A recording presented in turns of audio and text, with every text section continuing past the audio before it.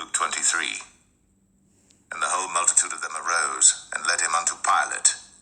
And they began to accuse him, saying, We found this fellow perverting the nation, and forbidding to give tribute to Caesar, saying that he himself is Christ a king.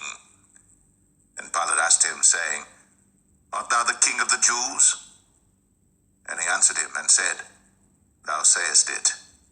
Then said Pilate to the chief priests and to the people, I find no fault in this man.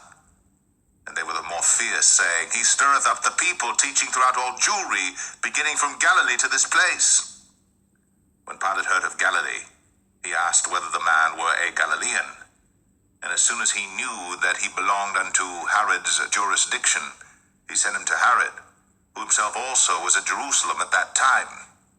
And when Herod saw Jesus, he was exceeding glad, for he was desirous to see him of a long season, because he had heard many things of him, and he hoped to have seen some miracle done by him. Then he questioned with him in many words, but he answered him nothing. And the chief priests and scribes stood and vehemently accused him. And Herod with his men of war set him at naught, and mocked him, and arrayed him in a gorgeous robe, and sent him again to Pilate.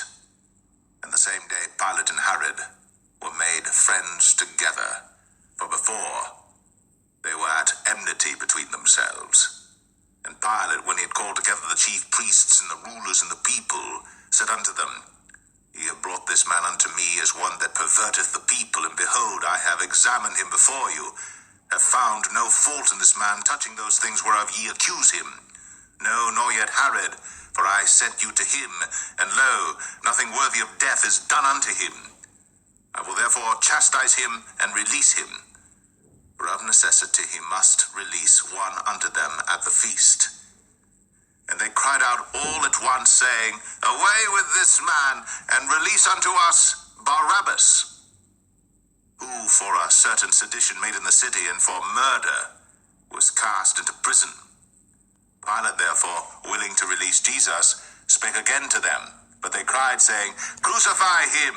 Crucify him! And he said unto them the third time, Why, what evil hath he done? I have found no cause of death in him. I will therefore chastise him and let him go. And they were instant with loud voices, requiring that he might be crucified. And the voices of them and of the chief priests prevailed. And Pilate gave sentence that it should be as they required.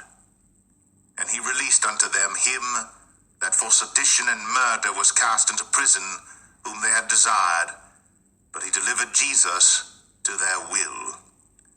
And as they led him away, they laid hold upon one Simon a Cyrenian, coming out of the country, and on him they laid the cross, that he might bear it after Jesus. And there followed him a great company of people, and of women, which also bewailed and lamented him. But Jesus, turning unto them, said, Daughters of Jerusalem, weep not for me, but weep for yourselves, and for your children. For behold, the days are coming, in the which they shall say, Blessed are the barren, and the wombs that never bare, and the paps which never gave suck. Then shall they begin to say to the mountains, Fall on us, and to the hills cover us. For if they do these things in a green tree, what shall be done in the dry? And there were also two other malefactors led with him to be put to death. And when they were come to the place which is called Calvary, there they crucified him, and the malefactors, one on the right hand, and the other on the left. Then said Jesus, Father, forgive them, for they know not what they do. And they parted his raiment and cast lots, and the people stood beholding. And the rulers also with them derided him, saying, He saved others, let him save himself, if he be Christ, the chosen of God. And the soldiers also mocked him, coming to him and offering him vinegar, and saying, If thou be the King of the Jews, save thyself. And a superscription also was written over him in letters of Greek and Latin and Hebrew, This is the King of the Jews. And one of the malefactors which were hanged railed on him, saying, If thou be Christ, save thyself and us. But the other answering rebuked him, saying, Dost not thou fear God, seeing thou art in the same condemnation? And we indeed justly, for we receive the due reward of our deeds. But this man hath done nothing amiss. And he said unto Jesus, Lord, remember me when thou comest into thy kingdom.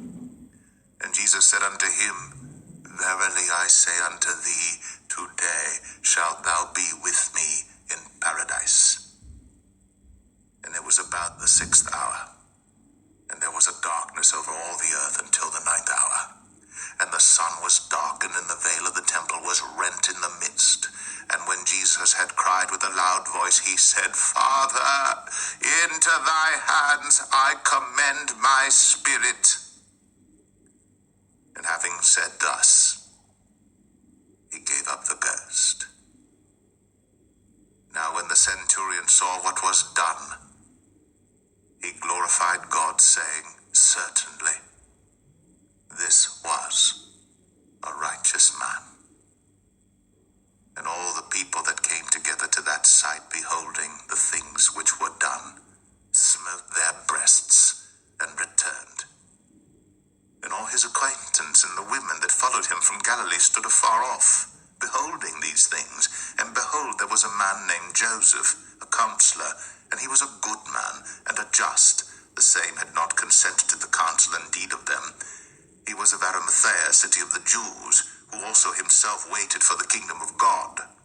This man went unto Pilate, and begged the body of Jesus, and he took it down, and wrapped it in linen, and laid it in a sepulchre that was hewn in stone, wherein never man before was laid.